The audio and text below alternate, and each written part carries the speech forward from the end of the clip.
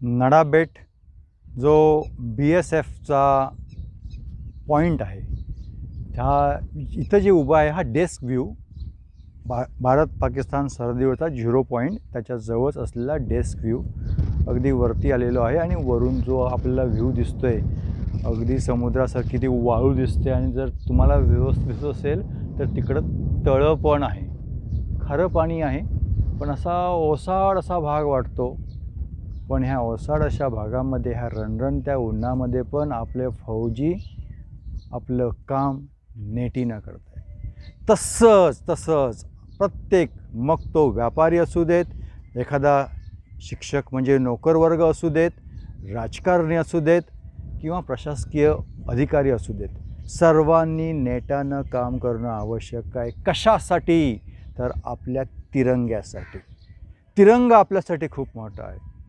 पंतप्रधान येतील जातील, राष्ट्रपती बदलतील, पण तिरंगा हा आपलाच आहे, आपलाच असणार आहे आणि तिरंग्यासाठी काम करायचं आहे. म्हणूनच तर पुरातन काळापासून निशाणं होती.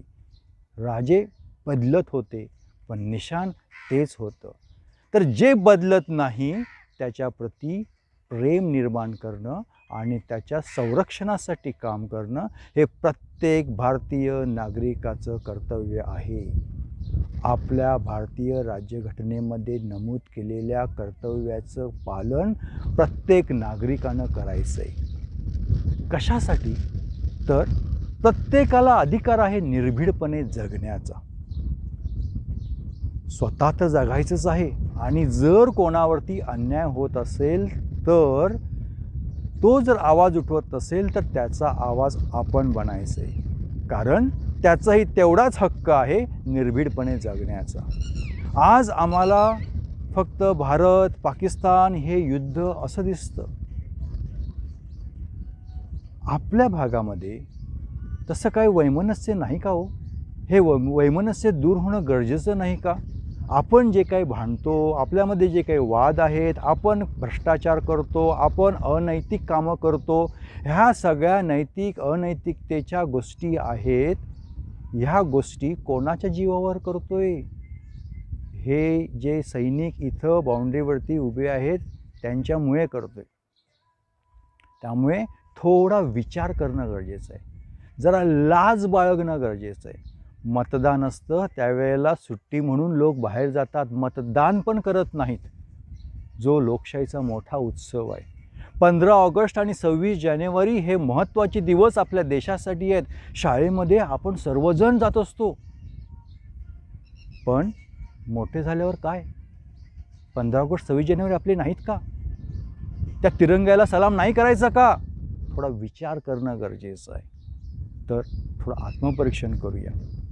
जे कोण चांगलं काम करतायत त्यांच्या बाजूने उभं राहूया, आणि जे कोण भारताला लांछन लागेल अशा पद्धतीनं वागतायत तर त्याच्या विरोधात आवाजही उठूया. अर्थात संयमानं. सजग नागरिक म्हणून आपल्याला हे कामं करायची आहेत. मग पर्यावरणासंदर्भातलं कामही हे भारताच्या भवितव्याच्या दृष्टिकोनातूनच करायचं आहे. तर भविष्यामध्ये खूप काही गोष्टी करण्यासारख्या आहेत, प्रत्येक क्षेत्रामध्ये करण्यासारख्या आहेत. माझा पेशा शिक्षकी पेशा. जवळजवळ 23 वर्ष विद्यार्थी दशेमध्ये गेली, म्हणजे विद्यादशा प्लस सुरुवातीचा शिक्षकी पेशाचा काळ, आणि 23 वर्ष ही शिक्षकी पेशामध्ये गेली. म्हणजे 2 इनिंग संपल्यात. आता 3री इनिंग ही एक वेगळ्या पद्धतीनं मला घालवायची आहे, ज्यामध्ये स्पष्टपणे निर्भीडपणे आपलं काम करायचं आहे. जर का मी कुठं चुकत असेल तर तुमचा हक्क आहे, तुम्ही सांगू शकता की माझं इथं चुकतंय. स्पष्टपणे आपण संवाद साधूया, पण एकच, आपल्या देशासाठी काम करूया. अखंड भारताचं स्वप्न अशोकाच्या काळामध्ये जे काय आपलं झालं होतं ते अनेकांनी पाहिलं, ते आपण पूर्ण करू शकतो. अखंड भारत हा पुढचा गोड चालला. पहिला आता जो आपला भारत आहे तो एक संघ, ही जात आहे, ती हा धर्म आहे, तो धर्म आहे म्हणताना धर्मनिरपेक्ष म्हणायचं आणि मनामध्ये धर्माबद्दलचा कटुवाद ठेवायचा. फक्त धर्म म्हणून पटणारं नाही आहे. म्हणताना म्हणायचं आम्ही जातपात काही मानत नाही आहेत आणि मनामध्ये कटुता ठेवायची.